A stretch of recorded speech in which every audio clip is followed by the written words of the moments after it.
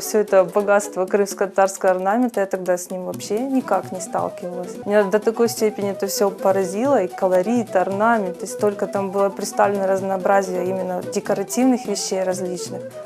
И вот с этого потихоньку уже начала заниматься исключительно вот в крымско-татарском направлении.